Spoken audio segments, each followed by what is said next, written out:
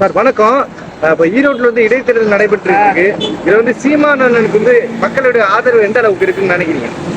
உறுதியா. அதாவது நாங்கள் இப்போ மக்களை சந்திக்கும் போது பார்த்தீங்கன்னா ஒவ்வொருத்தரும் வந்து அவங்களோட குறைகளை சொல்கிறாங்க.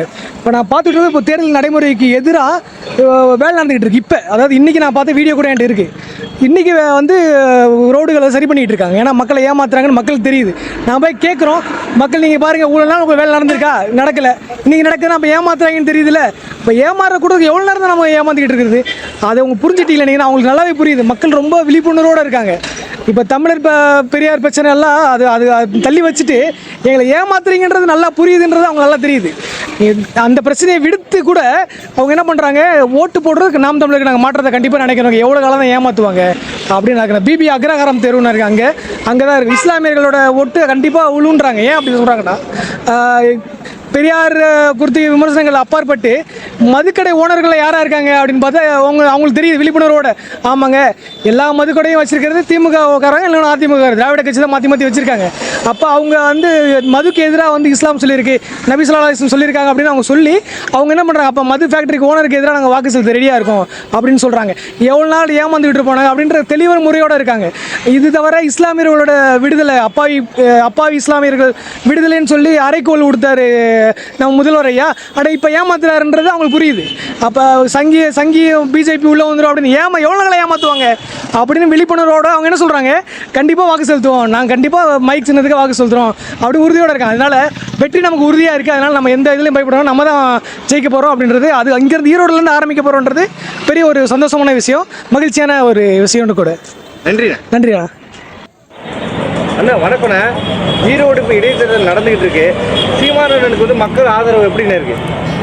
இங்கே வந்து நல்லா இருக்கண்ணா. நாங்கள் வந்து பார்த்ததில் ஈரோடு மக்கள் வந்து என்ன சொல்கிறாங்கன்னா, இப்போது புதிய ஆட்சி வந்தால் நல்லா இருக்கும், புதிய வேட்பாளர் வந்தால் நல்லா இருக்கும் அப்படின்னு சொல்லிட்டு எல்லாரும் வந்து ஆதரவு கொடுக்குறாங்க. அந்த அவங்க ஆதரவு கொடுக்க பார்க்க எங்களுக்கு ரொம்ப மகிழ்ச்சியாக இருக்குது. இதில் என்னன்னா, போன ஒரு 4 வருடத்துக்கு முன்பு எடப்பாடி அவர்கள் முதலமைச்சராக இருந்தார். அப்போது ஸ்டாலின் அவர்கள் சொன்னார், மக்களுக்கு வந்து 2500 எடப்பாடி கொடுத்தாரு. அப்போ ஸ்டாலின் அவர்கள் மக்களுக்கு 2500 பத்தாது, இன்னும் 2500 சேர்த்து 5000 கொடுங்கள் அப்படின்னு சொன்னார். இப்போது இவர் ஆட்சிக்கு வந்ததுக்கு பிறகு அது எதுவுமே கொடுக்கல, 1000 கொடுத்தாரு. இப்போ வெறும் 115 ரூபா மதிப்பில் உள்ள பொருள்களில் கொடுத்தாரு. எனக்கு இதை பார்த்தா உண்மையிலே எனக்கு வடிவேல் காமெடி தான் ஞாபகத்து வருது. அவர் சொல்லுவார், வடிவேல் உனக்கு வந்தால் ரத்தம், எனக்கு வந்தால் தக்காளி சட்னியா அப்படிங்கிற போல் இருக்குது திமுக ஆட்சி. இதில் வந்து திமுக ஆட்சியில் என்ன சொல்கிறாங்கன்னா, நாங்கள் வந்து மகளிருக்கு நிறைய திட்டங்களை செய்துள்ளோம்.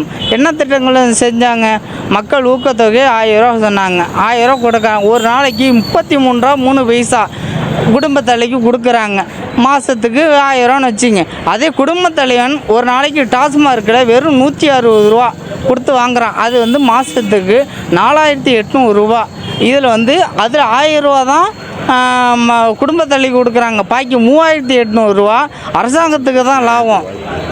இந்த கணக்கில் அவங்க வச்சு தான் உங்கள் ஃபஸ்ட்டு டாஸ்மார்க்கில் வெறும் 140 ரூபா சரக்கு இருந்துச்சு. இப்போ எப்படியா இருந்தாலும் நம்ம காசு நம்மள்ட்ட தான் வரப்போகுதுன்னு இவங்க 140 இருந்தது 160 தான் மாற்றி விலை உயர்த்தி வச்சுருக்காங்க.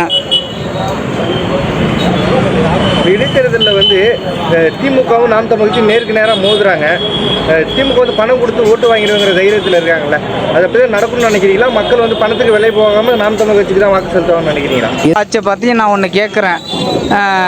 இதே வந்து நாம் தமிழில் தனித்து நிற்கிற மாதிரி உங்கள் கட்சியில் கூட்டணி இல்லாமல் காசுக்கு பணம் கொடுக்காம நின்று சீமானோட ஒரு ஓட்டு அதிகம் வாங்கிட்டீங்கன்னா நீங்கள் ஒரு சிறந்த மக்களுக்காக போராடுற கட்சின்னு நாங்கள் எல்லாருமே சொல்கிறோம்.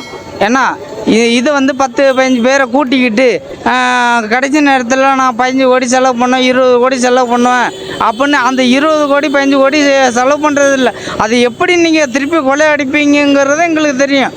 ஆனால் இப்போ வந்து மக்கள் எல்லாரும் கொஞ்சம் விழிச்சுக்கிட்டாங்க.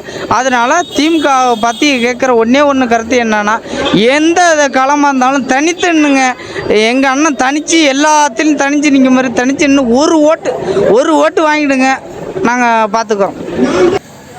ஐயா வணக்கம். ஐயா, இப்போ இடைத்தேர்தல் வந்து நாம் தமிழர் கட்சி வேட்பாளருக்கு மக்களுடைய ஆதரவு எந்த அளவுக்கு இருக்கிறதா நீங்கள் பார்க்குறீங்க? ஈரோடு இடைத்தேர்தல் வந்து நாம் தமிழர் கட்சிக்கு மிக சிறப்பாக இருக்குது. என்ன காரணம்னு கேட்டால்,